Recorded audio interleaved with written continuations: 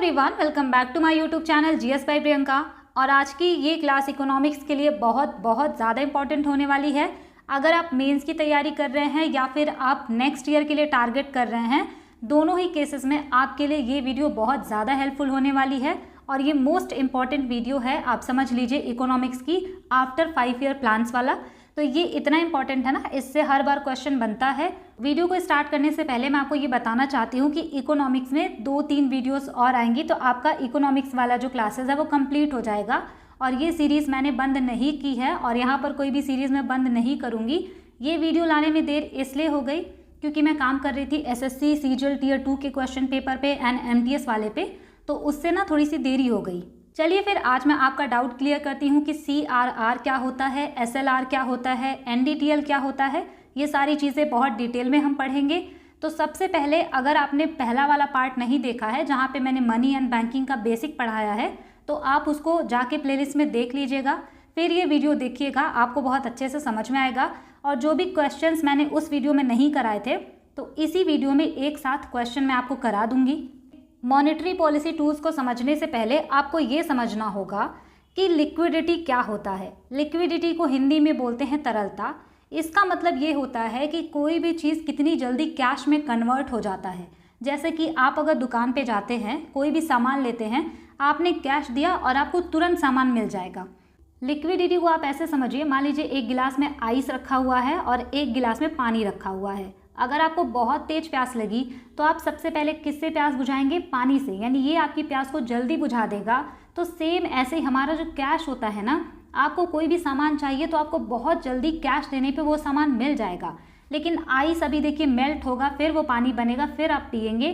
तो सेम ऐसा ही होता है कि कैश जो है वो ज़्यादा लिक्विड होता है। लेकिन अगर हम वहीं बात करें गोल्ड ज्वेलरी की, अगर आप उसको बदल करके कोई सामान लेने जाएंगे तो पहले तो आप उस ज्वेलरी को जाके बेचेंगे, फिर उससे पैसे आएंगे, फिर आप सामान खरीदेंगे, तो उसमें टाइम लगेगा। तो यही होता है लिक्विड, जो जल्दी से कैश में बदल जाए। तो कैश जो होता है वो सबसे ज़्यादा लिक्विड होता है।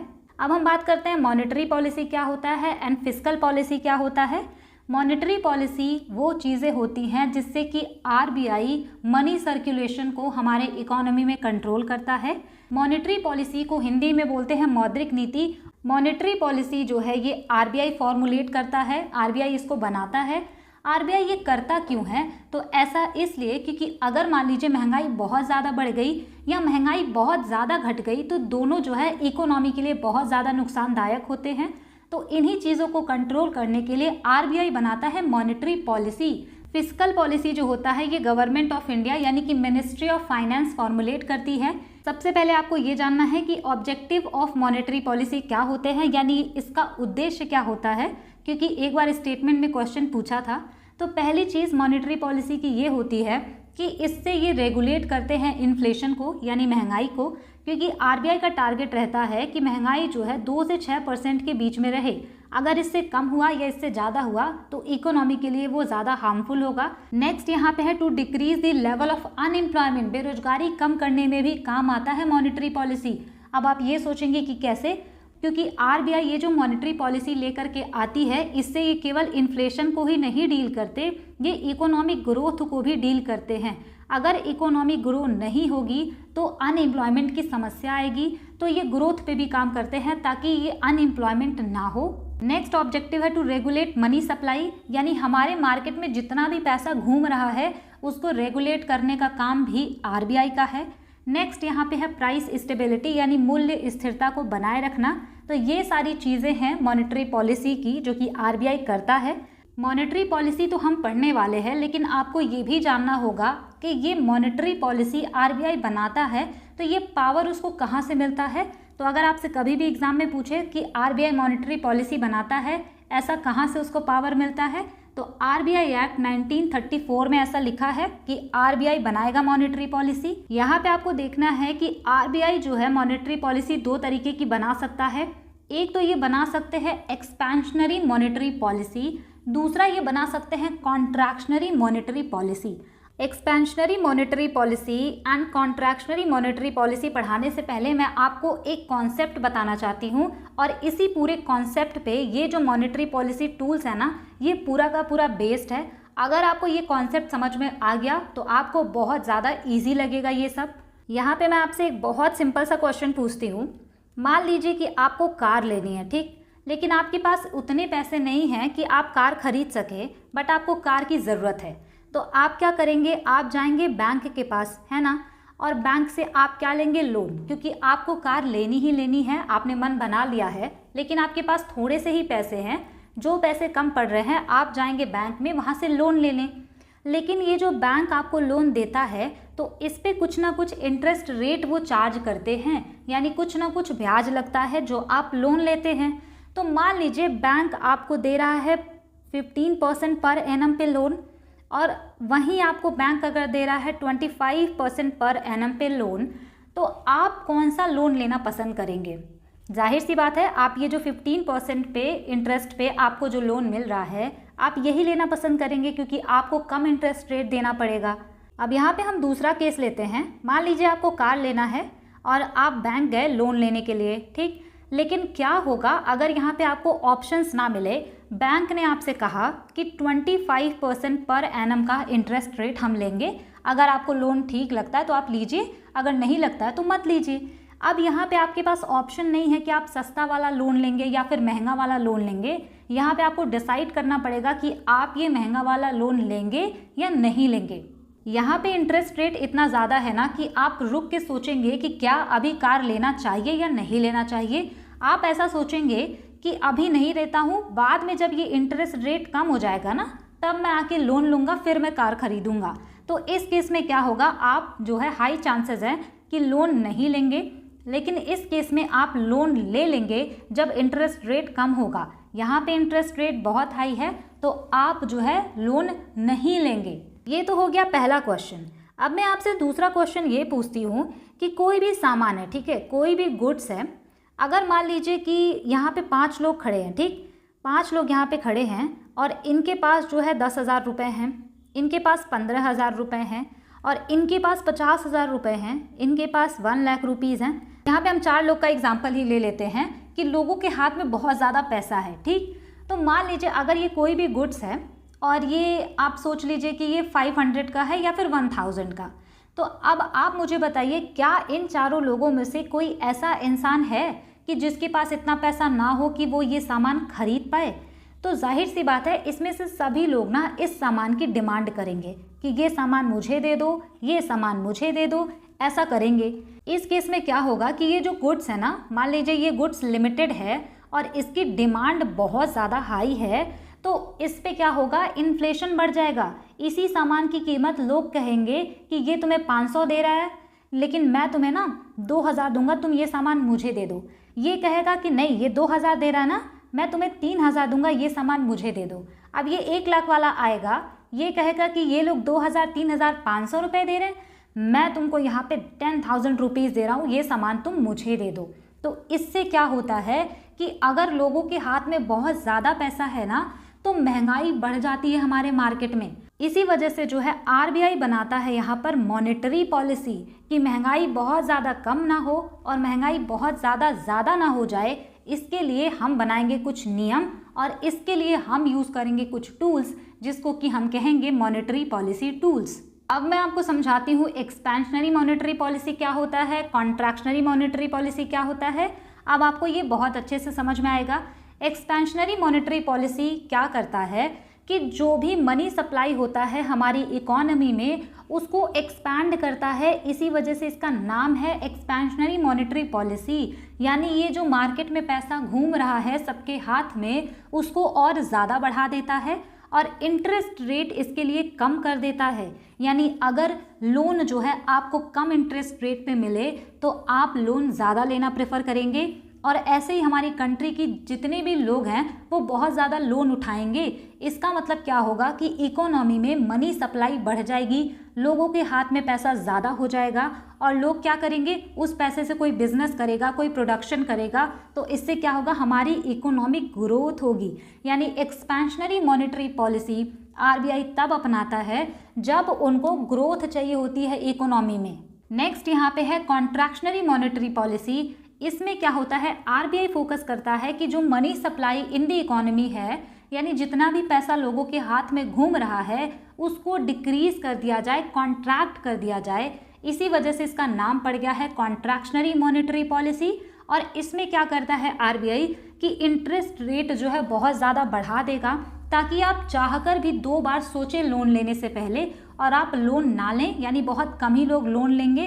तो इससे क्या होगा, लोगों के हाथ में पैसा कम जाएगा, तो लोग जो है डिमांड कम करेंगे, तो इन्फ्लेशन यानी कि महंगाई अपने आप कम हो जाएगी।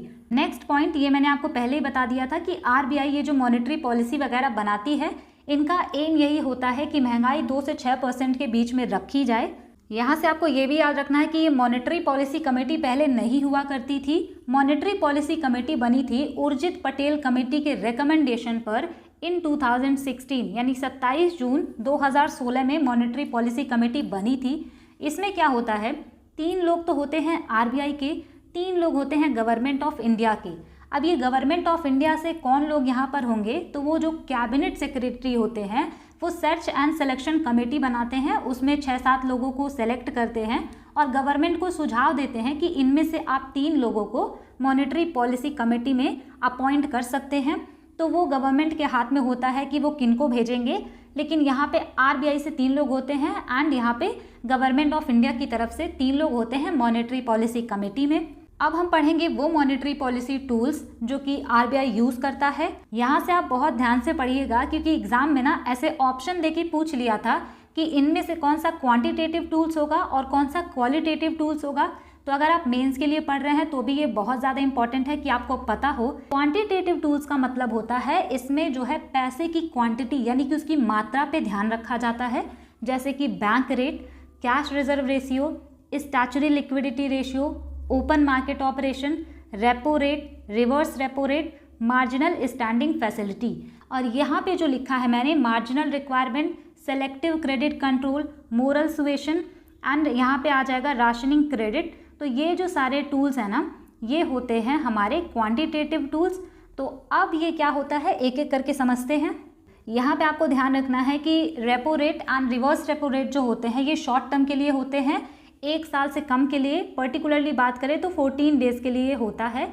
लेकिन अगर हम बैंक रेट की बात करें ना, तो ये लॉन्ग टर्म का जो है रेट होता है और ये शॉर्ट टर्म का रेट होता है। ये डिफरेंस है bank rate, repo rate and reverse repo rate में। अब यहाँ से आपको समझना है कि ये रेपो रेट क्या होता है।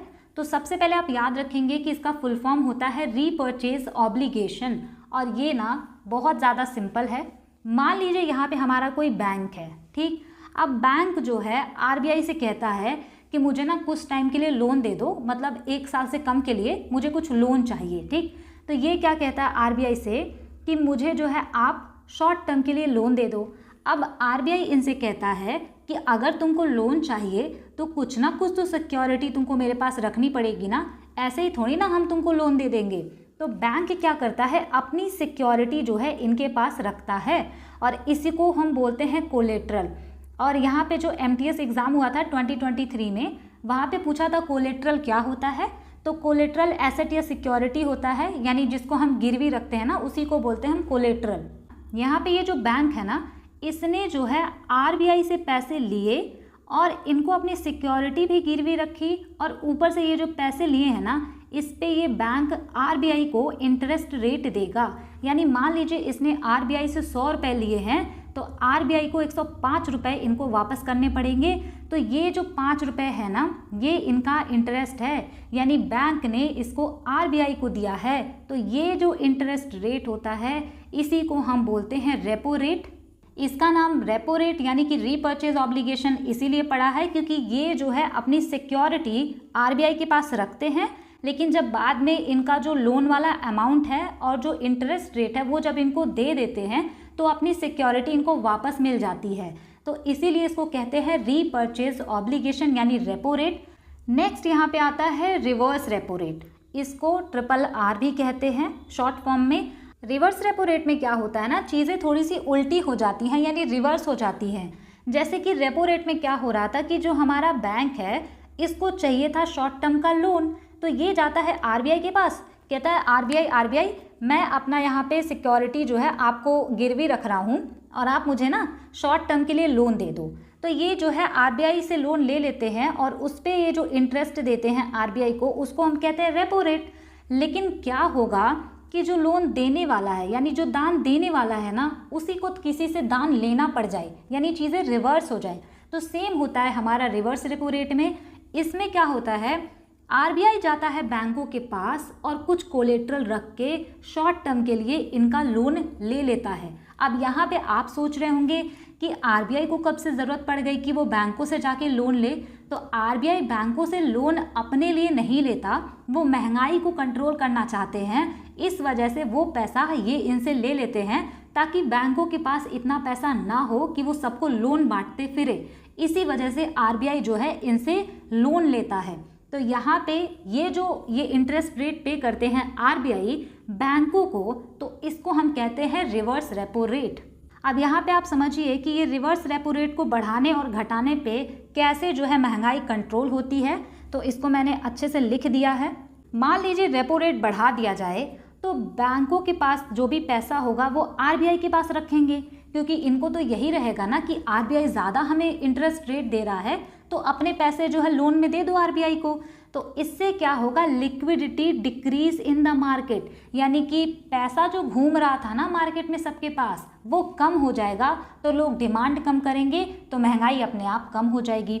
लेकिन अगर रिवर्स रेपो रेट जो है घटा दिया जाता है तो बैंक क्या करेगा, ये बोलेगा कि हटाओ, आरबीआई को हम जो है अपने पैसे लोन में नहीं देंगे क्योंकि ये तो रिवर्स रेपो रेट हमें कम दे रहे हैं, हम कस्टमर्स को देंगे ये पैसा और उनसे ज़्यादा इंटरेस्ट रेट चार्ज करेंगे।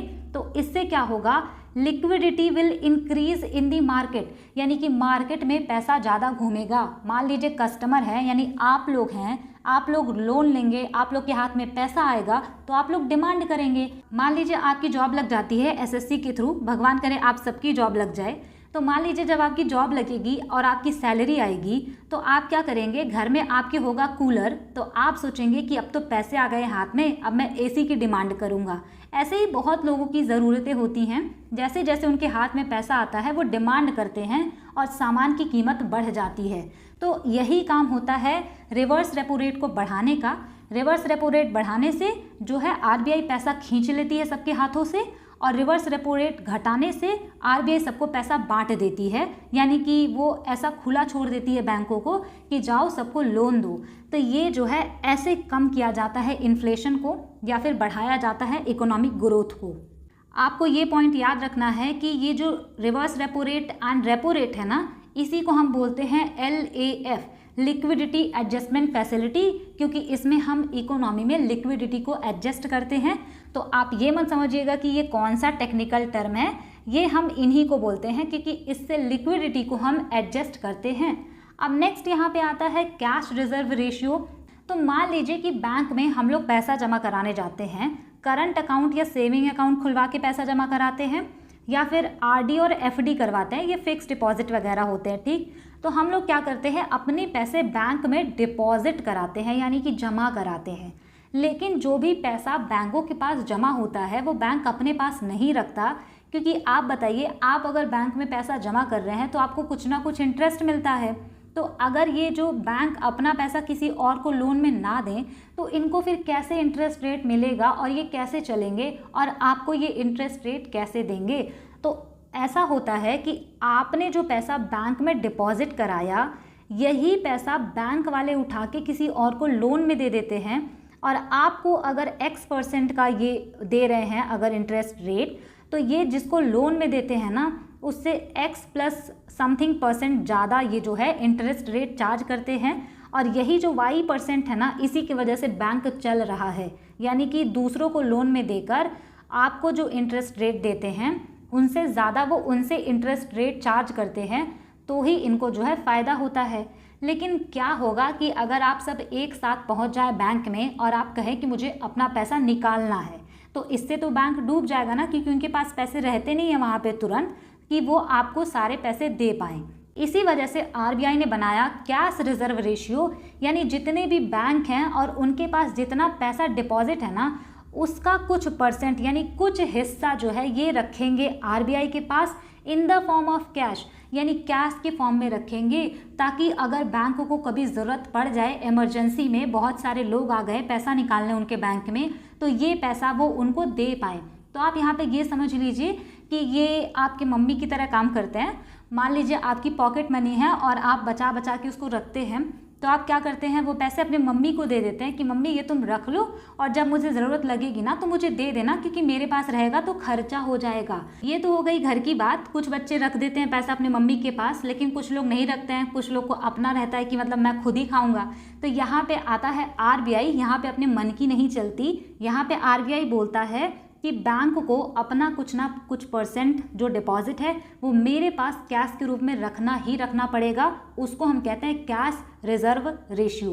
अभी आपको समझना है कि कैश रिजर्व रेशियो को बढ़ा करके और घटा करके भी महंगाई को कम किया जा सकता है। कैसे? मान लीजिए आरबीआई ने कैश रिजर्व रेशियो बढ़ा दिया। इसका मतलब क्या हुआ कि मान लीजिए पहले किसी बैंक के पास 100 रुपये या 1000 रुपये जो है बैंक के पास थे, आप इसको करोड़ भी मान सकते हैं, पर मैं समझाने के लिए आपको छोटा अमाउंट बता रही हूँ। मान लीजिए किसी बैंक के पास कुल जो पैसे जमा हैं वो है 1000। ठीक, पहले आरबीआई ने क्या बोला कि तुम ना इसमें जो 100 रुपये है ना वो मेरे पास कैश के रूप में रख दो, ये कैश रिजर्व रेशियो के फॉर्म में मेरे पास पड़ा रहेगा। लेकिन क्या होगा कि ये जो इनके पास 900 रुपये हैं, इन्होंने पूरे के पूरे जो है सबको लोन वगैरह बांट दिया, तो अब तो लोगों के हाथ में पैसे ज़्यादा हो जाएंगे, यानी लोग बहुत ज़्यादा डिमांड करने लगेंगे और महंगाई जो है हमारी इकोनॉमी में बढ़ जाएगी। लेकिन आरबीआई क्या करेगा, ये कैश रिजर्व रेशियो को बढ़ा देगा। ये बोलेगा कि तुम अभी तक 100 रुपये कैश रिजर्व रेशियो में रख रहे थे ना, बहुत ज़्यादा लोन बांट रहे हो, अब लाओ तुम ज़रा यहाँ पे 300 रुपये कैश रिजर्व रेशियो में रखो। यानी कैश रिजर्व रेशियो इन्होंने बढ़ा दिया, तो बैंकों के पास केवल और केवल 700 रुपीज़ ही लोन बांटने के लिए बचेगा। इसका मतलब ये है कि अब लोगों के हाथ में लोन कम जाएगा, लोगों के हाथ में पैसा कम होगा, तो वो डिमांड कम करेंगे, तो इस वजह से महंगाई यानी कि इन्फ्लेशन कम हो जाएगी। तो कैश रिजर्व रेशियो को बढ़ाने पर जो है हमारी इन्फ्लेशन कम हो जाती है। वही मैंने यहाँ पे लिखा है कि व्हेन इन्फ्लेशन इज़ हाई, यानी कि कैश रिजर्व रेशियो को तभी बढ़ाता है आरबीआई जब महंगाई ज़्यादा हो। इससे क्या होता है, मनी सप्लाई इकोनॉमी में कम हो जाती है। इसका रिवर्स हो जाएगा कैश रिजर्व रेशियो को कम करना। मान लीजिए पहले 1000 था, कैश रिजर्व रेशियो आरबीआई ने रखा था 100 रुपये, लेकिन अभी इनको लग रहा है कि लोग जो है ज़्यादा खर्चा कर नहीं रहे हैं, इकोनॉमी ग्रो नहीं हो रही है, महंगाई भी उतनी ज़्यादा बढ़ नहीं रही है, तो आरबीआई क्या करेगा, ये जो है कैश रिजर्व रेशियो घटा के कह देगा कि अब हम केवल 50 रुपये ही जो है रखेंगे कैश रिजर्व रेशियो में। अब ये जो 950 है इसका तुम जाके लोन बांटो, लोगों के हाथ में पैसा दो, लोग डिमांड करें और थोड़ी महंगाई बढ़े। तो जब जो है इन्फ्लेशन बहुत ज़्यादा लो होता है यानी कि कम होता है, तो मनी सप्लाई को बढ़ाने के लिए आरबीआई कैश रिजर्व रेशियो को घटा देता है। आई होप आपको समझ में आ रहा होगा। नेक्स्ट यहाँ पे है स्टैचुटरी लिक्विडिटी रेशियो। इसका मतलब होता है हिंदी में वैधानिक तरलता अनुपात, और इसको स्टैचुटरी लिक्विडिटी रेशियो इसलिए बोलते हैं क्योंकि इसको जो है आरबीआई एक्ट में बाद में डाला गया था बाय लॉ। तो ये जो स्टैचुटरी है ना, इसका मतलब ही होता है बाय लॉ, तो इस वजह से इसका नाम पड़ गया है स्टैचुटरी लिक्विडिटी रेशियो। इसके पहले हमने पढ़ा था कैश रिजर्व रेशियो। इसमें बैंक को कुछ हिस्सा रखना पड़ रहा था आरबीआई के पास कैश के फॉर्म में। स्टैचुटरी लिक्विडिटी रेशियो में क्या होता है कि बैंकों को जो है कुछ चीज़ें अपने पास लिक्विड एसेट के रूप में रखनी होती है, और ये कितना रखना होता है ये सब आरबीआई तय करता है। These assets have to be kept in non-cash form such as government security, precious metals, approved securities like bonds। यानी कि यहाँ पे कैश के फॉर्म में नहीं रखना है, इसमें नॉन कैश के फॉर्म में रखना है, जैसे कि गवर्नमेंट सिक्योरिटीज़, प्रेशियस मेटल हो गए जैसे कि गोल्ड, डायमंड, एंड यहाँ पे होता है अप्रूव्ड सिक्योरिटी जैसे बॉन्ड वगैरह। यही डिफरेंस है cash reserve ratio and statutory liquidity ratio में।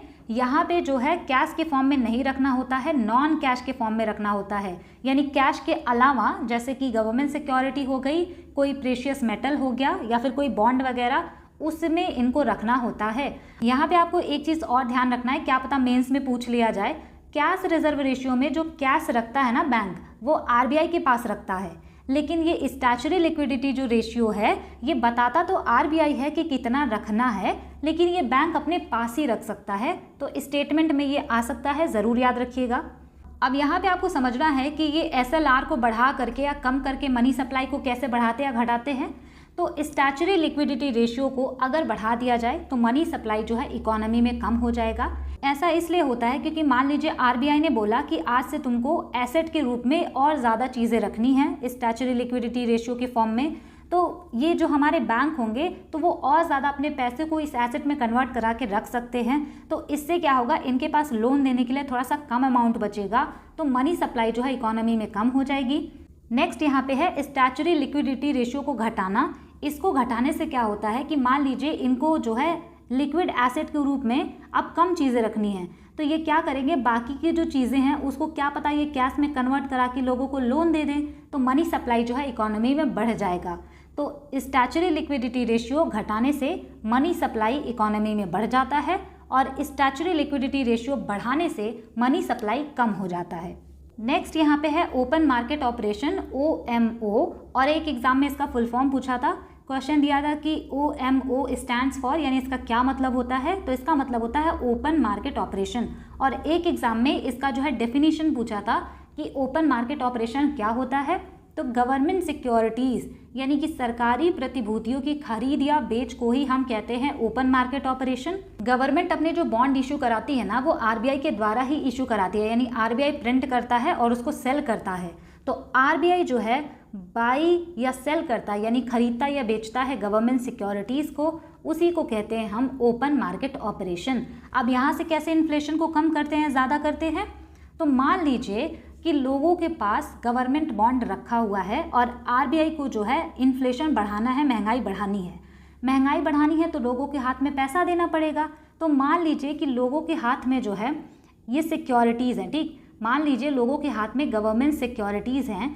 अब RBI को महंगाई बढ़ाना होगा ना, तो ये गवर्नमेंट सिक्योरिटी ये RBI परचेज कर लेगा यानी खरीद लेगा और इनको जो है कैश दे देगा। तो जब इनके हाथ में कैश आएगा तो ये डिमांड करेंगे और महंगाई बढ़ जाएगी। तो सेम यही करता है, RBI सिक्योरिटीज़ खरीदता तब है जब इनको इन्फ्लेशन बढ़ाना होता है। अगर RBI को लगता है कि लोगों के पास कैश ज़्यादा है तो वो क्या करेगा, ये गवर्नमेंट सिक्योरिटी को सेल कर देगा। मतलब ये कहेगा कि आप मुझसे ये गवर्नमेंट सिक्योरिटी ले लो, कैश जो है ये मुझे दे दो। तो इससे क्या होगा, लोगों के हाथ से पैसा RBI खींच लेता है। तो इससे लोगों के हाथ में पैसा कम होगा, डिमांड कम करेंगे तो महंगाई भी कम होगी। तो यहाँ पे याद रखिएगा कि RBI जो है गवर्नमेंट सिक्योरिटीज़ को तब सेल करता है जब इनको इन्फ्लेशन को कम करना होता है। नेक्स्ट यहाँ पे है बैंक रेट, और अभी हमने इसके पहले पढ़ा था repo rate and reverse repo rate. तो वो जो होता है वो शॉर्ट टर्म का लोन होता है, 1 साल से कम का, पर्टिकुलरली 14 डेज का वो लोन होता है। तो उसको यहाँ डिस्कस नहीं करना, हमें यहाँ बात करनी है बैंक रेट की। बैंक रेट जो होता है ये लॉन्ग टर्म का इंटरेस्ट रेट होता है, और इसमें क्या होता है कि कोई भी बैंक RBI से लोन लेने जाते हैं तब जो इंटरेस्ट रेट उनको देना पड़ता है लॉन्ग टर्म में, उसको हम कहते हैं बैंक रेट। नेक्स्ट यहाँ पे है NDTL। NDTL का मतलब होता है net demand and time liability. अब ये चीज़ में ना अगर मैं आपको समझाऊँ तो थोड़ा सा टेक्निकल होगा, बट ना SSC पर्सपेक्टिव से इतना ज़्यादा इंपॉर्टेंट है नहीं, तो मैं आपको बहुत ज़्यादा सिंपल लैंग्वेज में लेमेन्स टर्म में समझाती हूँ। Net demand and time liability का मतलब होता है कि आपने बैंक में जो टाइम डिपॉजिट करा रखा है, टाइम डिपॉजिट का मतलब क्या होता है कि फिक्स टाइम के लिए आपने पैसा जमा करा दिया और वो फिक्स टाइम के बाद ही निकलेगा। और एक तो होता है डिमांड डिपॉजिट, यानी कि आपने पैसे जमा कराए हैं लेकिन आप जब डिमांड करेंगे तो वो आपको मिल जाएगा, जैसे कि current account and saving account में। तो ये जो है पैसा हम जमा कराते हैं, टाइम डिपॉजिट भी डिमांड डिपॉजिट भी। इसको आप बहुत सिंपल सा इतना याद रख लीजिए बस कि जितना भी उनके पास पैसा जमा है और जितना भी लोगों ने विड्रॉ कर लिया उसी को हम कहते हैं net demand and time liability. Next यहाँ पे आपको समझना है कि स्टैंडिंग डिपॉजिट फैसिलिटी यानी कि SDF, MSF यानी कि मार्जिनल स्टैंडिंग फैसिलिटी क्या होता है। स्टैंडिंग डिपॉजिट फैसिलिटी का मतलब क्या होता है इसको आप पहले समझिए। मान लीजिए कोई बैंक है, उसके पास बहुत ज़्यादा कैश है, ठीक है, कैश उनका बढ़ता जा रहा है, तो उनके पास एक्सेस कैश हो गया, यानी बहुत ज़्यादा उनके पास फंड हो गए। तो वो क्या करेंगे कि ये पैसा मेरे पास पड़ा क्या करेगा, इससे अच्छा मैं इसको ना RBI को दे देता हूँ और ये जो है मुझे थोड़ा सा इंटरेस्ट दे देंगे। SDF का मतलब यही होता है, banks can park their excess fund with RBI without any collateral to earn short term interest. यानी जो भी बैंक होते हैं उनके पास अगर बहुत ज़्यादा फंड हो गया है तो वो क्या करते हैं, आरबीआई से बिना कोलेट्रल लिए वो पैसा उनके पास रख देते हैं शॉर्ट टर्म के लिए, ताकि उनको शॉर्ट टर्म में थोड़ा बहुत इंटरेस्ट जो है मिल जाए। तो इसको हम कहते हैं स्टैंडिंग डिपॉजिट फैसिलिटी। याद रखिएगा, ये बिना कोलेट्रल लिए अपना पैसा रखते हैं आरबीआई के पास। अगर ये आरबीआई से कोलेट्रल लेंगे तो ये तो रिवर्स रेपो रेट हो जाएगा ना, लेकिन यहाँ पे क्या होता है कि कोलेट्रल जो है नहीं लेते हैं ये आरबीआई से, वैसे ही पैसे दे देते हैं कि आरबीआई ये पैसा तुम रखो और मुझे जो है शॉर्ट टर्म पे इंटरेस्ट दे देना थोड़ा सा। नेक्स्ट यहाँ पे है एमएसएफ यानी कि मार्जिनल स्टैंडिंग फैसिलिटी। अब ये मार्जिनल स्टैंडिंग फैसिलिटी क्या होता है, इसको आप सबसे पहले ये समझिए कि मैंने आपको बताया था कि सीआरआर और एसएलआर, ठीक। तो सीआरआर में क्या हो रहा था कि बैंकों को कुछ पैसा कैश के फॉर्म में आरबीआई के पास रखना पड़ रहा था। तो यहाँ पे इसका सीन नहीं देखना है, बस समझाने के लिए, ठीक। आपको यहाँ पे ये समझना है कि एसएलआर कोटा क्या होता है। तो आपने अभी इसके पहले पढ़ा था कि स्टैच्यूटरी लिक्विडिटी रेशियो, यानी जो भी हमारे बैंक होते हैं उनको कुछ ना कुछ लिक्विड एसेट के फॉर्म में कुछ रखना पड़ता है, वो भी अपने पास वो रखते हैं। कितना रखना है ये सब आरबीआई डिसाइड करता है, ठीक। लेकिन मान लीजिए कोई बैंक है और उसको इमरजेंसी में बहुत पैसों की जो है ज़रूरत पड़ गई, ठीक है, इनको चाहिए कैश। अब ये कैश कहाँ से लेंगे, ये आपके पास तो आएंगे नहीं कैश लेने, ये जाते हैं सीधे आरबीआई के पास, है ना। तो बैंक जो है आरबीआई के पास जाएगा और कहेगा कि आरबीआई मुझे ना थोड़े से पैसे दे दो, मुझे इमरजेंसी में ज़रूरत है। आरबीआई क्या बोलेगा कि इसमें कौन सी बड़ी बात है, अगर तुमको मुझसे लोन चाहिए, यानी बैंकों को आरबीआई से लोन चाहिए, तो सिक्योरिटी लेके आओ, यानी कि कुछ गिरवी रखो और इंटरेस्ट रेट दे देना इन पैसों पे, ठीक है। लेकिन क्या होगा कि इनके पास जो है सिक्योरिटी यानी गिरवी रखने के लिए इनको जो है केवल और केवल इनका एसएलआर यानी कि इनका स्टैच्यूटरी लिक्विडिटी रेशियो ही इनके पास बचा है, जो इन्होंने लिक्विड फॉर्म में रखा है। इस केस में क्या होगा, आरबीआई थोड़ा सा सख्ती दिखाएगा, क्योंकि बैंक जो है इनके पास कोई भी सिक्योरिटी नहीं रख रहे हैं, लेकिन फिर भी इनको क्या चाहिए, इनको चाहिए आरबीआई से लोन। तो आरबीआई कहता है ठीक है, कुछ सिक्योरिटी नहीं रख रहे हो, तो जो मैंने एसएलआर तुमसे मेंटेन करवाया था ना, एसएलआर कोटा, जैसे कि गवर्नमेंट सिक्योरिटीज़ या फिर प्रेशियस मेटल वगैरह रखवाया था, वो दे दो कोलेट्रल के तौर पे, यानी उसको गिरवी रख दो और तब मैं तुम्हें जो है लोन में पैसे दूंगा। लेकिन इसमें जो है आरबीआई थोड़ा सा टाइट बिहेव करता है, यानी ये जो है इंटरेस्ट रेट इस पे जब आरबीआई लगाता है ना, तो रेपो रेट से भी ज़्यादा परसेंटेज चार्ज करता है। यानी कोई भी बैंक अगर अपनी सिक्योरिटी गिरवी नहीं रखता और एसएलआर कोटा वाला जो उन्होंने मेंटेन कर रखा है उसको गिरवी रख के आरबीआई से लोन लेने जाते हैं, तो आरबीआई रेपो रेट से भी ज़्यादा इंटरेस्ट लगा करके इनको तब लोन देता है। आप बस इतना याद रखिए कि अगर एसएलआर को गिरवी रख के कोई भी बैंक जाता है आरबीआई के पास लोन लेने, तो उसको हम कहते हैं मार्जिनल स्टैंडिंग फैसिलिटी। नेक्स्ट यहाँ पे है क्वालिटेटिव टूल्स, क्योंकि हम पढ़ चुके हैं क्वांटिटेटिव टूल्स, अभी यहाँ पे पढ़ना है क्वालिटेटिव टूल्स। और ये बहुत ज़्यादा सिंपल है, एसएससी में तो केवल इसका नाम पूछता है, लेकिन मैं आपको बता देती हूँ ये क्या होता है। पहला होता है मार्जिनल रिक्वायरमेंट।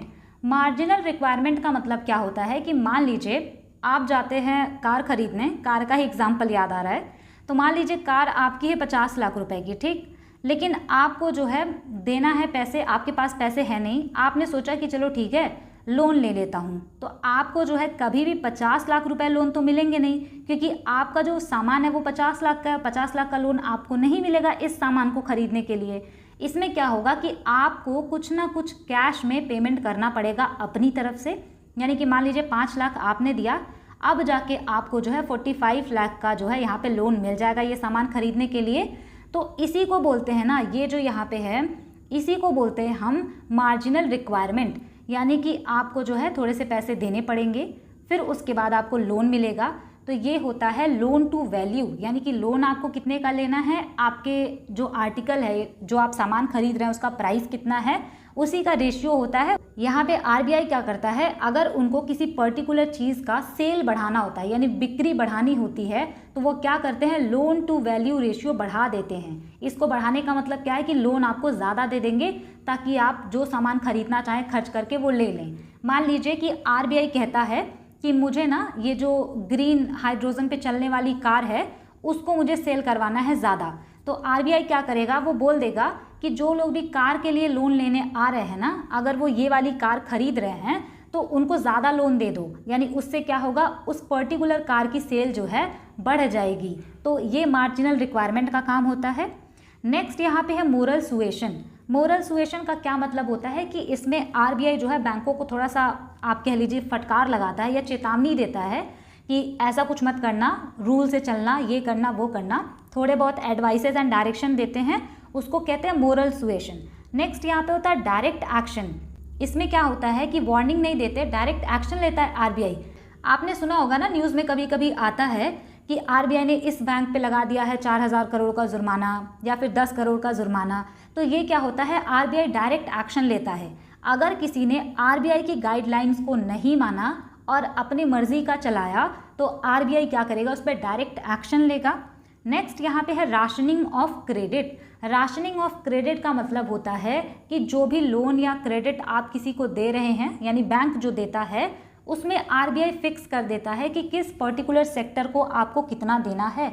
मान लीजिए हमारा प्राइमरी सेक्टर है, सेकेंडरी सेक्टर है, टर्शियरी सेक्टर है, या फिर मान लीजिए कि कोई इंजीनियरिंग या आईटी का सेक्टर है, कोई भी सेक्टर है। यहाँ पे आप इकोनॉमी का सेक्टर मत समझिएगा, यहाँ पे मैं ओवरऑल जनरल लेवल पे सेक्टर की बात कर रही हूँ, ठीक। कोई भी क्षेत्र ऐसा है जहाँ पे कोई अगर इनसे लोन लेने आया तो आरबीआई क्या करेगा, वो फिक्स कर देगा ना कि आप जो है X% जो है इतना % ही लोन आप दे सकते हो प्राइमरी सेक्टर को, बाकी आपको इसको देना पड़ेगा Y%, इसको देना पड़ेगा आपको Z%। तो ये जो है ना, इसी को बोलते हैं राशनिंग ऑफ क्रेडिट। नेक्स्ट यहाँ पे आपको याद रखना है कि मनी मल्टीप्लायर क्या होता है। इसका फॉर्मूला जो है एग्जाम में पूछा गया है। Money multiplier is equal to 1 cash reserve ratio. Money multiplier को आप एक सिंपल एग्जाम्पल से समझिए। मान लीजिए आपने 100 रुपये बैंक में जाकर डिपॉजिट करा दिया, जमा करा दिया, तो यहाँ पे जो आपका बैंक है ना, उससे आरबीआई ने पहले ही बोल रखा है कि तुमको 10% कैश रिजर्व रेशियो मेंटेन करना होगा। यानी ये 100 रुपये का 10% यानी कि 10 रुपीज़ जो है, इसको बैंक जो है लोन में किसी को नहीं दे सकता। बाकी के जो 90 रुपीज़ हैं, इसी में से बैंक लोन दे सकता है। तो मान लीजिए ये 90 रुपये बैंक ने किसी और आदमी को लोन दे दिया। अब ये जाता है 90 रुपये की शॉपिंग करता है या फिर जहाँ भी खर्च करना होता है वो करता है। तो ये 90 रुपये मान लीजिए किसी दुकान वाले के पास गए। अब ये 90 रुपये दुकान वाला जाके डिपॉजिट करा देता है बैंक में। अब इसका 10% हो जाता है 9 रुपीज़। यानी ये जो है CRR मेंटेन करना पड़ेगा बैंक को कि ये जो 9 रुपीज़ है ये इसको लोन नहीं दे सकते, बाकी के जो 81 रुपीज़ है ना, इसको ये लोन दे सकते हैं। इसी तरीके से आप जो भी पैसा बैंक में देते हैं, बैंक इसमें से कैश रिजर्व रेशियो मेंटेन करके बाकी का लोन दे देता है। फिर उसके बाद ये पैसे अगर बैंक के पास आते हैं तो फिर बैंक उसमें CRR मेंटेन करके बाकी वो पैसा आगे किसी को लोन में दे देता है। तो ये प्रोसेस तब तक चलता है जब तक पैसे की वैल्यू ज़ीरो ना हो जाए। इसी को हम बोलते हैं मनी मल्टीप्लायर, यानी कि कोई भी पैसा इकोनॉमी में कितनी बार मल्टीप्लाई हुआ है। नेक्स्ट यहाँ पे है करेंसी डिपॉजिट रेशियो, यानी कि CDR, और SSC CHSL में इस पे अच्छा क्वेश्चन पूछा गया है। अभी हम जब करेंगे तो आप उसको देखिएगा। इसका मतलब होता है money held by public in currency upon money held by public in deposit, यानी लोगों के हाथ में करेंसी के फॉर्म में कितना पैसा है और लोगों ने बैंक में कितना डिपॉजिट करा दिया है, इसको हम डिवाइड करते हैं तो हमें मिलता है करेंसी डिपॉजिट रेशियो। इसका मतलब ये होगा कि लोग अगर पैसा ज़्यादा डिपॉजिट करेंगे तो करेंसी डिपॉजिट रेशियो कम होगा, लोगों के हाथ में अगर पैसा ज़्यादा होगा तो करेंसी डिपॉजिट रेशियो ज़्यादा होगा। तो ये यहाँ से आप ऑब्जर्व कर सकते हैं। एक चीज़ यहाँ पे मुझे और बताना था ताकि आप कंफ्यूज ना हो अगर एग्ज़ाम में आए तो। अगर आपसे कभी भी पूछे कि महंगाई या इन्फ्लेशन को कंट्रोल करने के लिए आरबीआई जब इंटरेस्ट रेट को बढ़ा देता है तो उसको हम कौन सा मॉनेटरी पॉलिसी कहते हैं, तो जब कभी भी इंटरेस्ट रेट बढ़ा करके इन्फ्लेशन को कंट्रोल किया जाता है तो उसको कहते हैं हॉकिश मॉनेटरी पॉलिसी, या फिर कॉन्ट्रैक्शनरी मॉनेटरी पॉलिसी, या फिर टाइट मॉनेटरी पॉलिसी, या फिर डियर मॉनेटरी पॉलिसी। तो ये एक ही मॉनेटरी पॉलिसी का नाम है, तो ज़रूर याद रखिएगा। नेक्स्ट यहाँ पे है कि अगर आरबीआई इंटरेस्ट रेट कम करके मॉनेटरी पॉलिसी बनाता है तो उसको हम कहते हैं डॉविश मॉनेटरी पॉलिसी या फिर एक्सपेंशनरी मॉनेटरी पॉलिसी। यहाँ से मैं आपको कराऊंगी प्रीवियस ईयर क्वेश्चन, और यहाँ पे मैंने 39 क्वेश्चंस लिए हैं प्रीवियस ईयर के, जिससे कि आपका कॉन्सेप्ट और भी अच्छा हो जाएगा। आपको पता चल पाएगा कि आपने क्लास को ध्यान से देखा है या नहीं। और पहले क्वेश्चन को आप अटेम्प्ट करिएगा, फिर आप आंसर देखिएगा। फर्स्ट क्वेश्चन है यहाँ पे, who among the following formulates the monetary policy in India. यहाँ पे आपसे कह रहा है कि भारत में मॉनेटरी पॉलिसी यानी कि मौद्रिक नीति कौन बनाता है। तो राइट आंसर हो जाएगा option A, Reserve Bank of India यानी कि आरबीआई। नेक्स्ट क्वेश्चन है, the percentage of deposits that a bank must keep as cash reserve with itself is known as. यहाँ पे कह रहे हैं कि डिपॉजिट का कुछ परसेंटेज आपको आरबीआई के पास कैश में रखना होता है, उसको हम क्या बोलते हैं? तो उसको हम कहते हैं cash reserve ratio, CRR। Cash reserve ratio is calculated as a percentage of each bank dash. यहाँ पे कह रहे हैं कि कैश रिजर्व रेशियो को हम किसके परसेंटेज के रूप में कैलकुलेट करते हैं। तो यहाँ से आप याद कर लीजिएगा कि NDTL, मैंने आपको बताया था ना, NDTL होता है net demand and time liabilities, उसी का हम परसेंटेज निकालते हैं कि कितना हमें CRR रखना पड़ेगा। नेक्स्ट क्वेश्चन है, dash is the currency in the hands of public plus commercial bank and reserve also called high powered money. यहाँ पर आपसे क्वेश्चन कह रहा है कि पब्लिक के पास और कॉमर्शियल बैंक के पास जितने भी पैसे होते हैं जिसको कि हम हाई पावर्ड मनी कहते हैं, वो क्या होता है? राइट आंसर हो जाएगा ऑप्शन सी, उसको हम कहते हैं monetary base. Question number 4, in India dash fixes the CRR for the banks in the economy. यहाँ पे कह रहा है कि भारत में कौन कैश रिजर्व रेशियो को फिक्स करता है? राइट आंसर हो जाएगा option A, Reserve Bank of India ये CRR फिक्स करता है। CHSL 2024 में क्वेश्चन पूछा गया था कि SLR यानी कि स्टैच्यूटरी लिक्विडिटी रेशियो को कौन फिक्स करता है? तो इसको भी जो है RBI फिक्स करता है। यानी कि आप अगर जो भी मॉनेटरी पॉलिसी के टूल्स देखेंगे तो जाहिर सी बात है उसको बताता है RBI। इसी वजह से ये वाला क्वेश्चन मैंने नहीं लिया था, तो मैंने यहीं पे आपको बता दिया। Question number 5, the main liability is the. यहाँ पे कह रहे हैं कि किसी भी बैंक के लिए कौन सी चीज़ उनकी लायबिलिटी होती है? राइट आंसर हो जाएगा ऑप्शन ए, डिपॉजिट्स। यानी कि आप जो भी पैसे जमा कराते हैं ना बैंक में, वो बैंक की लायबिलिटी है, बैंक की जिम्मेदारी है। Question number 6, due to which of the following reasons can money be differentiated from the other physical assets that can perform the function of store of value. यहाँ पे कह रहे हैं कि कौन सा ऐसा रीज़न है जिसकी वजह से हम मनी को यानी कि पैसे को बाकी जो एसेट हैं उससे अलग दिखा सकते हैं, और ये जो है काम करता है स्टोर ऑफ वैल्यू का। तो राइट आंसर हो जाएगा option D, money is easy to store. यानी कि पैसे को स्टोर करके रखना काफ़ी ईजी होता है, इसी बेसिस पे हम इसको बाकी फिजिकल एसेट से डिफरेंशिएट कर सकते हैं। Question number 7, which of the following statements is और are correct regarding liquidity trap. अब यहाँ से कह रहा है आपसे कि लिक्विडिटी ट्रैप के अकॉर्डिंग कौन सा स्टेटमेंट सही होगा। सबसे पहले आपको ये समझना होगा कि ये लिक्विडिटी ट्रैप क्या होता है। लिक्विडिटी ट्रैप का मतलब ये होता है कि मान लीजिए RBI ने मॉनेटरी पॉलिसी बनाया और वो चाहते हैं कि इकोनॉमी थोड़ी सी ग्रो करे, लोग थोड़ा सा प्रोडक्शन करें, लोन लें, तो RBI ने इंटरेस्ट रेट बहुत बहुत ज़्यादा कम कर दिया अगर, लेकिन फिर भी कोई भी लोन नहीं ले रहा है, वो अपने पैसे अपने पास ही होल्ड करके रखना चाहते हैं, तब हम कहते हैं कि ये है लिक्विडिटी ट्रैप। क्योंकि RBI जो है बहुत ज़्यादा इसने इंटरेस्ट रेट कम कर दिया, फिर भी लोग लोन नहीं ले रहे हैं। और आप सोच रहे होंगे कि ऐसा कब हो सकता है कि RBI ने बहुत ज़्यादा कम कर दिया है इंटरेस्ट रेट, फिर भी कोई लोन नहीं ले रहा। तो ऐसा तब होता है जब वॉर की सिचुएशन हो या फिर रिसेशन हो, यानी कि कितना भी इंटरेस्ट रेट कम हो, अगर कुछ ऐसी कंडीशन होती हैं कि अगर वो रहेगा तो ये लोन नहीं लेंगे, तो उसी को हम कहते हैं लिक्विडिटी ट्रैप। यहाँ पे एक वर्ड और लिखा है, स्पेक्यूलेटिव डिमांड फॉर मनी। इसका मतलब ये होता है कि लोग अपने पास कैश को होल्ड करके रखते हैं ये सोचकर कि फ्यूचर में उनके पास कोई ऐसी अपॉर्चुनिटी आएगी जहाँ पे वो पैसा इन्वेस्ट करके बहुत ज़्यादा पैसा कमाएंगे। तो उस वजह से जो अपने पास लोग पैसा होल्ड करके रखते हैं ना, उसी को हम कहते हैं स्पेक्यूलेटिव डिमांड फॉर मनी। पहले ऑप्शन में आपसे ये कह रहा है कि it is the point where speculative demand for money is infinitely inelastic and the liquidity preference curve become perfectly elastic. इनका कहने का मतलब ये है कि जब लिक्विडिटी ट्रैप की सिचुएशन बनती है तो स्पेक्यूलेटिव डिमांड फॉर मनी जो होता है वो इनइलास्टिक हो जाता है इनफाइनेटली। तो ऐसा बिल्कुल भी नहीं होता है। स्टेटमेंट बी है, it is the point where speculative demand for money is infinitely elastic and the liquidity preference curve becomes perfectly inelastic. यहाँ पे जो ये वर्ड लिखा है ना, इलास्टिक एंड इन इलास्टिक, ये जब मैं आपको बताऊंगी कि डिमांड कर्व कैसे शिफ्ट होता है तो उसमें मैं आपको बताऊंगी।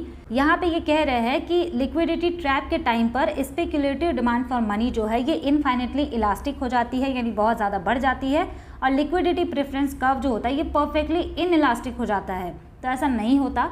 नेक्स्ट यहाँ पे है, it is the point where speculative demand for money is infinitely inelastic and the liquidity preference curve become perfectly elastic. ये वाला ऑप्शन यहाँ पे राइट हो जाएगा कि जो लिक्विडिटी ट्रैप की सिचुएशन होती है यहाँ पे स्पेक्यूलेटिव डिमांड फॉर मनी जो होता है ये इनफाइनेटली इनइलास्टिक हो जाता है और लिक्विडिटी प्रेफरेंस कर्व जो होता है वो परफेक्टली इलास्टिक हो जाता है। इसका मतलब ये है कि स्पेक्यूलेटिव डिमांड फॉर मनी ज़्यादा नहीं होती, लेकिन लिक्विडिटी प्रेफरेंस कर्व बहुत ज़्यादा इलास्टिक हो जाता है। लोग अपने पास ज़्यादा से ज़्यादा पैसे यानी लिक्विडिटी को होल्ड करके रखना चाहते हैं। Question number 8, with regard to the currency deposit ratio all of the following is true except. अब यहाँ पे ना एग्जाम में ये दिखता नहीं है, इसको ध्यान से पढ़िएगा। यहाँ पे लिखा है कि करेंसी डिपॉजिट रेशियो के बारे में सारी चीज़ें सही हैं एक्सेप्ट, यानी कि यहाँ पे आपसे ना इनकरेक्ट वाला पूछा है। पहला यहाँ पे लिखा है, it depends on the seasonal pattern of expenditure. तो जो भी करेंसी डिपॉजिट रेशियो होता है, इसके पहले ही मैंने आपको बताया कि करेंसी डिपॉजिट रेशियो का मतलब क्या होता है कि आपने कितना पैसा जो है करेंसी या कैश में होल्ड कर रखा है और कितना पैसा आपने डिपॉजिट कर रखा है। मतलब केवल यहाँ पे एक लोगों की बात नहीं होती, पूरे कंट्री के लोगों की बात कर रहे हैं हम। यहाँ पे वही कह रहे हैं कि ये जो करेंसी डिपॉजिट रेशियो होता है ये आपके खर्च करने के बिहेवियर पर डिपेंड करता है। यानी आप ज़्यादा खर्च करेंगे, इसका मतलब कि आपके पास कैश ज़्यादा होगा तो CDR जो होगा वो बढ़ जाएगा। अगर आप ज़्यादा डिपॉजिट करते हैं तो CDR जो है वो घट जाएगा। तो ये तो इस पर डिपेंड करता है और ये वाला जो स्टेटमेंट है ना पहला वाला वो सही है। नेक्स्ट यहाँ पे है, it is a behavioural parameter, यानी कि एक व्यवहारिक पैरामीटर है ये भी बिल्कुल सही है कि कंट्री के लोग कैसा बिहेव कर रहे हैं, वो खर्च करना चाह रहे हैं या फिर डिपॉजिट करना चाह रहे हैं, तो इस पर तो डिपेंड करेगा ही करेगा। नेक्स्ट यहाँ पे है, during festive season the CDR typically declines. यहाँ पे कह रहे हैं कि करेंसी डिपॉजिट रेशियो जो होता है फेस्टिव सीजन में वो घट जाता है, तो ऐसा नहीं होता है। ऑप्शन डी है यहाँ पर, it reflects people's preference for liquidity. ये तो बिल्कुल सही है कि लोग लिक्विडिटी को कितना प्रेफर कर रहे हैं उस पर डिपेंड करेगा या उसके बारे में हमें बताता है। यहाँ पे मैं आपको बता दूं कि ये जो CDR है यानी करेंसी डिपॉजिट रेशियो ये क्यों घटता नहीं बढ़ता है फेस्टिव सीज़न के टाइम पर। ऐसा इसलिए होता है क्योंकि मान लीजिए आपने जो पैसे डिपॉजिट किए हैं या आप जैसे बहुत सारे लोग हैं इस कंट्री में, तो जब फेस्टिवल सीज़न आता है तो वो शॉपिंग या गिफ्ट वगैरह के लिए अपने डिपॉजिट के पैसे निकाल लेते हैं और जब नीचे वाली वैल्यू कम होगी ना तो ये जो है ये बढ़ेगा। इसी वजह से ये जो CDR होता है ये बढ़ता है फेस्टिव सीज़न के टाइम पर, ना कि घटता है। तो ऑप्शन सी यहाँ पे गलत है और यही राइट आंसर है। नेक्स्ट क्वेश्चन है यहाँ पर, which measures is the RBI most likely to take to combat inflation in the economy. यहाँ पे कह रहे हैं कि अगर RBI को महंगाई से निपटना होता है तो वो कौन से कदम उठाती है। पहला यहाँ पे लिखा है इंक्रीज रेपो रेट, दूसरा लिखा है इंक्रीज मनी सप्लाई, तीसरा लिखा है डिक्रीज कैश रिजर्व रेशियो। तो यहाँ पे ना केवल और केवल ऑप्शन ए सही होगा। इकोनॉमी में इन्फ्लेशन है यानी महंगाई है, इसका मतलब यह है कि लोगों के हाथ में पैसा बहुत ज़्यादा है और जब RBI को लोगों के हाथों से पैसा खींचना होता है ना तो ये क्या करते हैं, इंटरेस्ट रेट बढ़ा देते हैं। लेकिन हम लोग RBI से लोन लेने नहीं जाते ना, हम तो जाते हैं बैंक के पास, तो बैंक अपना इंटरेस्ट रेट बढ़ाए, इसी वजह से जो RBI होता है ये बढ़ा देते हैं अपना रेपो रेट, ताकि बैंकों को अपना इंटरेस्ट रेट बढ़ाना पड़े, यानी पैसा जो है ये मार्केट से खींचते हैं। तो केवल और केवल पहला वाला सही होगा, दूसरा तो एकदम गलत है। यहाँ पे लिखा है कि इंक्रीज मनी सप्लाई, ऑलरेडी लोगों के पास मनी है तभी तो इन्फ्लेशन बढ़ा है, तो मनी सप्लाई क्यों बढ़ाएंगे। थर्ड वाला यहाँ पे लिखा था कि कैश रिजर्व रेशियो डिक्रीज कर देंगे। अब मान लीजिए 100 रुपये है, RBI ने बोला कि 10% कैश रिजर्व रेशियो मेंटेन करना है, यानी ये 10 रुपये कोई भी बैंक लोन में नहीं दे सकता, तो ये 90 रुपीज़ लोन में देंगे। लेकिन अगर RBI ने इसको बढ़ा करके बहुत ज़्यादा कम कर दिया, 1% मान लीजिए इसका कर दिया, तो ये क्या करेंगे, 99 रुपीज़ इनके पास हो जाएगा लोन देने के लिए, यानी लोगों के पास में ऑलरेडी पैसा है। उनको और नहीं देना, उनके हाथ से पैसा खींचना है ताकि इन्फ्लेशन कम हो, तो कैश रिजर्व रेशियो को डिक्रीज नहीं किया जाता, इंक्रीज किया जाता है। नेक्स्ट क्वेश्चन है, which index is used by RBI to decide repo rate and measure inflation. यहाँ पे कह रहे हैं कि आरबीआई कौन सा इंडेक्स यूज करता है ताकि वो रेपो रेट को डिसाइड कर सके और इन्फ्लेशन को कंट्रोल कर सके। राइट आंसर हो जाएगा ऑप्शन बी, सीपीआई कंबाइंड। इसका मतलब होता है कंज्यूमर प्राइस इंडेक्स कंबाइंड। ये जब हम इन्फ्लेशन वाली वीडियो देखेंगे तो उसमें पढ़ेंगे। नेक्स्ट क्वेश्चन है, in which of the following economic accounts are transfer payment included. यहाँ पे आपसे क्वेश्चन पूछा है कि ट्रांसफर पेमेंट किस अकाउंट में इंक्लूडेड होता है, तो राइट आंसर हो जाएगा ऑप्शन ए, गवर्नमेंट अकाउंट में। अब मैंने आपको बताया था ट्रांसफर पेमेंट क्या होता है एंड फैक्टर पेमेंट क्या होता है। ट्रांसफ़र पेमेंट का मतलब होता है कि आपने किसी चीज़ में योगदान नहीं दिया है लेकिन फिर भी आपको पैसे मिल रहे हैं, जैसे कि स्कॉलरशिप मिलना, किसी भी स्कीम का पैसा मिलना, तो ये सारी चीज़ें क्या होती हैं, ये ट्रांसफ़र पेमेंट होता है और ये गवर्नमेंट अकाउंट में इंक्लूड होता है। Question number 12, Fisher's quantity theory of money is explained by his famous equation given as. यहाँ पे कह रहा है कि Fisher's quantitative theory of money जो है इसके लिए कौन सा इक्वेशन सही है। राइट आंसर हो जाएगा ऑप्शन बी, MV बराबर PT। ये जो है Fisher's quantitative theory of money है, इसको हम कहते हैं इल्यूजन थ्योरी ऑफ मनी। तो ये मैंने आपको समझाया था जब मैं आपको CHSL 2023 के GK PYQ का सलूशन करा रही थी। इसका मतलब ये होता है, इनका कहना ये था कि मान लीजिए कि कोई भी है जो कि 10,000 रुपये कमाता है और 10,000 रुपये में वो लेकर के आते हैं 10 सामान, यानी कि 10 आर्टिकल्स वो हज़ार के खरीद सकते हैं। लेकिन इनका जो है सैलरी बढ़ करके 20,000 रुपीज़ हो गया, लेकिन पहले जो सामान 1,000 रुपीज़ में आ रहा था वो महंगाई होने की वजह से 2,000 रुपये में आ रहा है। तब ये 20,000 रुपये में कितने आर्टिकल्स खरीद पाएंगे, अभी भी ये केवल 10 आर्टिकल्स ही खरीद पाएंगे। इल्यूजन थ्योरी ऑफ मनी, यानी कि आपको सैलरी बढ़ी हुई दिख रही है पर एक्चुअल में ये बढ़ी हुई नहीं है, क्योंकि इन्फ्लेशन यानी कि महंगाई भी बढ़ चुकी है। तो ये 10,000 से 20,000 रुपये सैलरी बढ़ने का यहाँ पे आपको फ़ायदा नहीं हो रहा है, तो इसी को इन्होंने कहा था illusion theory of money. Next question है, BFSI stands for banking financial services and dash in India it is a broad term for industries that offer financial products and services. यहाँ पे क्वेश्चन पूछा है कि BFSI का मतलब क्या होता है। ये ऐसी इंडस्ट्रीज होती हैं जो कि फाइनेंशियल प्रोडक्ट और सर्विसेज ऑफर करती हैं। राइट आंसर हो जाएगा ऑप्शन सी, BFSI का मतलब होता है banking financial services and insurance. Question number 14, the central bank में dash to discourage credit in the economy.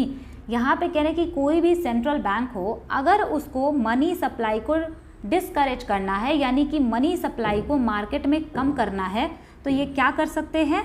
तो राइट आंसर हो जाएगा ऑप्शन डी, इंक्रीज़ कर सकते हैं बैंक रेट। यानी ये बैंकों को लोन देंगे ज़्यादा इंटरेस्ट रेट पे, तो बैंक आपको लोन देगा ज़्यादा इंटरेस्ट रेट पे, तो आप लोन लेने नहीं जाएंगे। इससे क्या होगा, इकोनॉमी में जो मनी है यानी जो पैसा है उसकी सप्लाई कम हो जाएगी।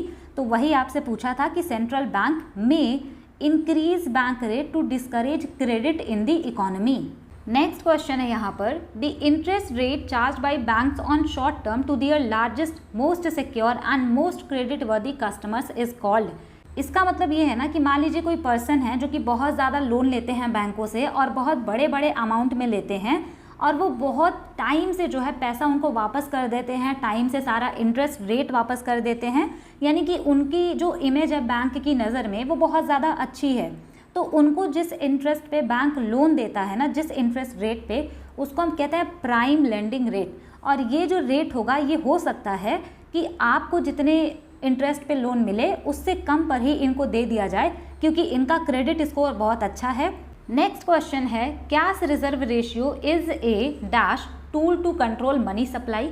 अब यहाँ पे आपसे पूछा है कि क्वालिटेटिव टूल है कैश रिजर्व रेशियो या फिर क्वांटिटेटिव टूल्स है। तो यहाँ पे आप इतना याद रख लीजिए कि जहाँ पे हम पैसे की क्वांटिटी को घटाते या बढ़ाते हैं तो उसको हम रखते हैं क्वांटिटेटिव टूल्स में।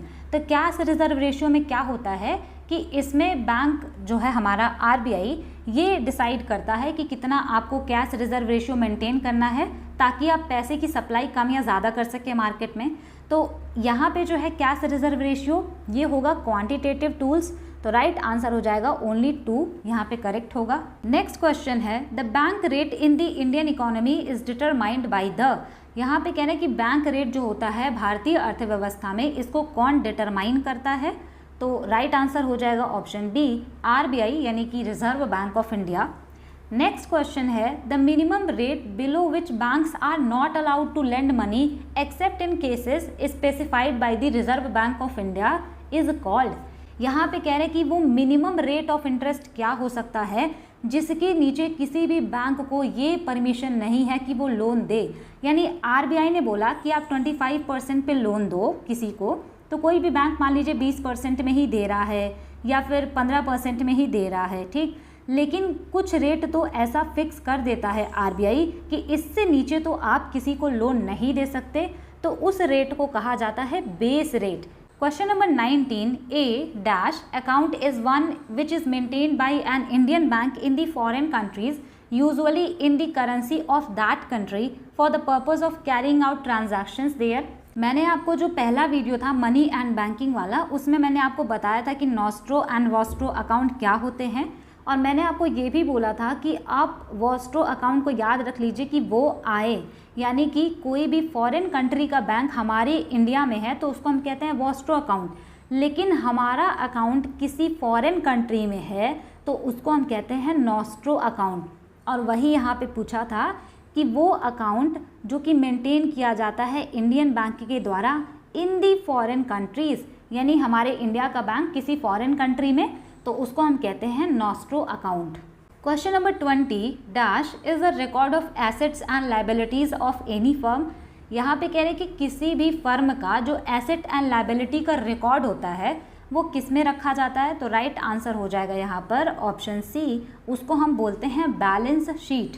Question number 21 a type of loan that allows borrower to make low payments in the initial phase but repayment of the balance amount in the lump sum at maturity is known as।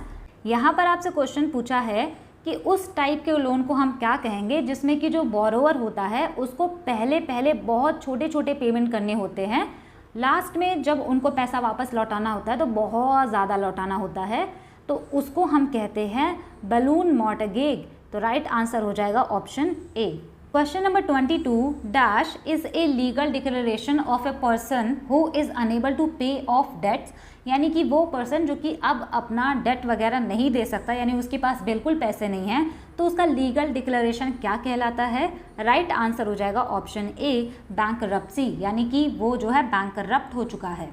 Next question है dash are those where a monthly instalment is deposited in the accounts every month. यहाँ पे कह रहे हैं कि उसको हम क्या बोलेंगे जहाँ पे जो मंथली इंस्टॉलमेंट है हर मंथ जमा करा दिया जाता है, राइट आंसर हो जाएगा ऑप्शन डी, उसको कहते हैं recurring deposit. Question number 24 the dash and dash determine the corridor for the daily movement in the weighted average call money rate. Simple language में यहाँ से आपसे क्वेश्चन पूछा है कि डेली मूवमेंट जो होता है पैसे का जो बैंक एंड आरबीआई में होता है, तो उसके जो रेट होते हैं मनी रेट, उसको हम क्या कहते हैं, राइट आंसर हो जाएगा option B marginal standing facility and reverse repo rate कहते हैं। Question number 25 open market operations conducted by the Reserve Bank of India are of dash types. यहाँ पे कह रहे हैं कि ओपन मार्केट ऑपरेशन जो कि आरबीआई परफॉर्म करता है वो कितने टाइप्स का होता है, तो राइट आंसर हो जाएगा ऑप्शन ए, ये 2 टाइप्स का होता है। एक तो होता है आउटराइट परचेज, सेकेंड यहाँ पे होता है रीपर्चेज एग्रीमेंट। तो ये 2 तरह के ओपन मार्केट ऑपरेशंस होते हैं, इसको भी आप याद रख सकते हैं। Question number 26 what is the total stock of money in circulation among the public at a particular point of time called. यहाँ पे कह रहे हैं कि टोटल स्टॉक ऑफ मनी यानी कि पर्टिकुलर पॉइंट ऑफ टाइम पे जितना भी पैसा एक मार्केट में घूम रहा है उसको हम क्या कहेंगे, राइट आंसर हो जाएगा ऑप्शन बी, उसको कहा जाता है मनी सप्लाई।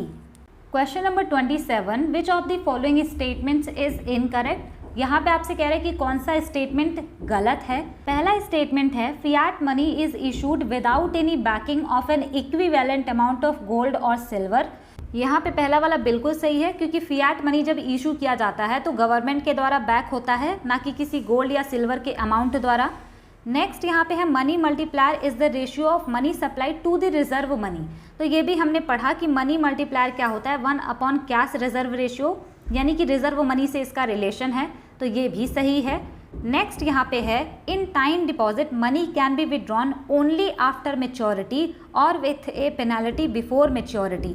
तो यहाँ पे कह रहे हैं कि टाइम डिपॉजिट यानी कि फिक्स टाइम के लिए अगर आपने पैसा डिपॉजिट किया है तो वो तभी आप निकाल सकते हैं जब आपका टाइम पूरा हो गया हो पैसा निकालने का, या फिर अगर आप उसके पहले भी उसको निकालना चाहते हैं तो आपको पेनल्टी देनी पड़ेगी। इसी वजह से टाइम डिपॉजिट में कोई पहले पैसा जो है नहीं निकालता, तो ये भी सही है।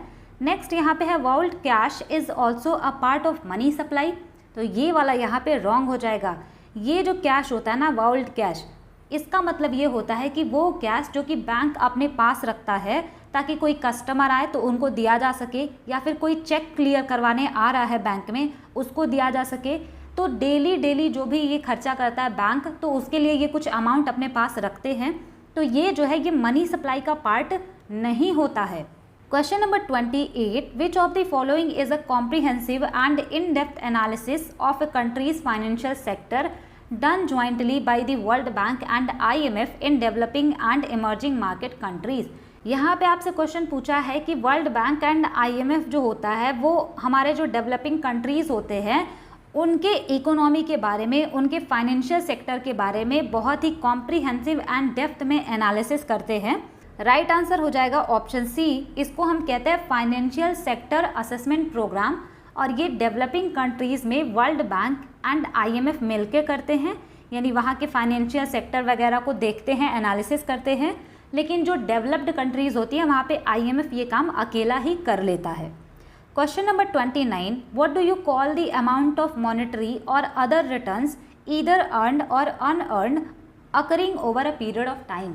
यहाँ पे कहना है कि उस अमाउंट ऑफ मनी को आप क्या कहेंगे जो कि आपने कमाए हैं या फिर आपने कमाए नहीं हैं, और ये फिक्स टाइम के बाद आपके पास आते हैं। तो राइट आंसर हो जाएगा ऑप्शन डी, उसको हम कहेंगे इनकम। और इनकम में आपकी कमाई भी हो सकती है, और अगर आपको किसी स्कीम के थ्रू कोई पैसा मिला है तो उसको भी हम इसमें रख सकते हैं, और ये फिक्स टाइम पे आती रहती है, तो इसको हम कहेंगे इनकम।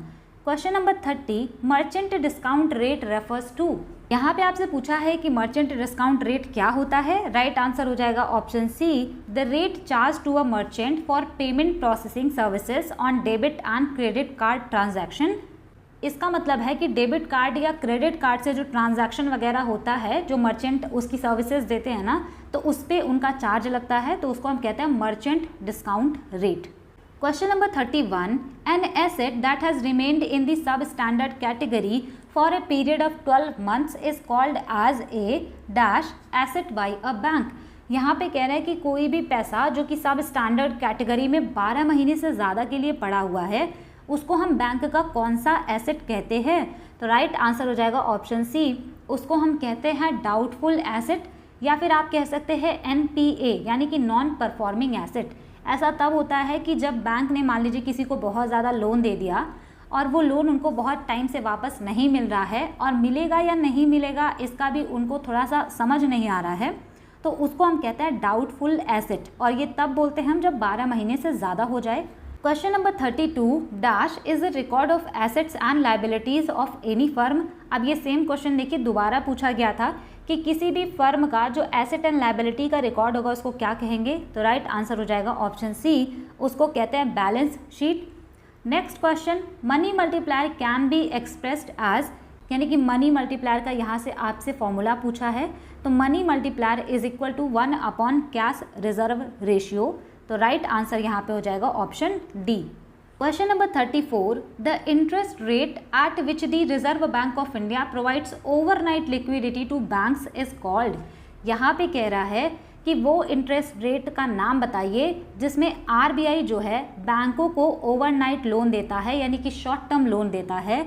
तो राइट आंसर हो जाएगा ऑप्शन सी, रेपो रेट। यहाँ पे अगर ऑप्शन में बैंक रेट लिखा होता तो आप कंफ्यूज हो जाते हैं, लेकिन क्वेश्चन को ध्यान से पढ़िएगा। यहाँ पे लिखा है ओवरनाइट लिक्विडिटी टू बैंक्स, यानी कि शॉर्ट टर्म का लोन, तो रेपो रेट यहाँ पे राइट आंसर हो जाएगा। Question number 35, which of the following is one of the open market operations bye the Reserve Bank of India. अब मैंने आपको बताया था कि ओपन मार्केट ऑपरेशन का मतलब होता है गवर्नमेंट सिक्योरिटीज़ को बेचना या फिर खरीदना, तो राइट आंसर हो जाएगा यहाँ पर option A, buying and selling of bonds issued by the government in the open market, और ये करता है RBI. Question number 36, typically dash are papers bearing the promise of a future stream of monetary returns over a period of time। यहाँ पे कह रहे हैं कि ये जो पेपर होता है जो ये प्रॉमिस करता है कि अगर आप ये पेपर खरीद लेते हैं तो फ्यूचर में आपको इसका पैसा तो वापस मिलेगा ही मिलेगा, कुछ इंटरेस्ट रेट भी मिलेगा, तो वो होते हैं बॉन्ड्स। ठीक है, नेक्स्ट क्वेश्चन है, which of the following banks was authorised to issue electoral bonds. यहाँ पे कह रहे हैं कि किस बैंक को अथराइज कर दिया गया था कि वो इलेक्टोरल बॉन्ड इशू कर सकते हैं, तो ये 2020 या 2019-20 के टाइम पे किया गया था। राइट आंसर हो जाएगा ऑप्शन ए, एसबीआई, यानी कि स्टेट बैंक ऑफ इंडिया ऐसा कर सकता है। लास्ट क्वेश्चन है यहाँ पर, which of these measures of money supply is refer to as the aggregate monetary resources. इस क्वेश्चन का आंसर आप मुझे कमेंट करके बताएंगे ताकि मुझे पता चले कि आप पीछे वाला रिवाइज कर रहे हैं या नहीं। हिंदी में इसका मतलब होता है कि समग्र मौद्रिक संसाधन किसको कहते हैं, और ये मैंने आपको पढ़ाया है, जो मैंने पढ़ाया था M1 M2 measures of money supply में, उसमें डिटेल में बताया है। तो इसका आंसर आप कमेंट सेक्शन में करेंगे। मैंने कहा था 39 PYQs यानी कि 39 प्रीवियस ईयर क्वेश्चंस लाने का, तो यहाँ पे 38 है, और जो फर्स्ट वाला था उसका मैंने नंबरिंग नहीं किया था, तो 39 क्वेश्चंस के साथ आपका ये इंपॉर्टेंट चैप्टर भी ख़त्म होता है। यहाँ पे मैंने आपको बताया मॉनेटरी पॉलिसी टूल्स क्या होता है, और सारी चीज़ें मैंने आपको डिटेल में समझाने की कोशिश की हैं। आई होप आपको समझ में आया होगा। और अगर आपने मनी एंड बैंकिंग की जो पहली वीडियो है उसको देखा है, और अगर आप इसको भी देख लेते हैं, तो इससे डेफिनेटली आपके बहुत सारे क्वेश्चंस एग्जाम में बनेंगे। और ये जो PDF है मैं अपने टेलीग्राम चैनल पर प्रोवाइड कर दूंगी। आपको ये वीडियो कैसी लगी मुझे कमेंट करके ज़रूर बताइएगा। Thanks for watching, stay tuned, keep learning, keep working hard.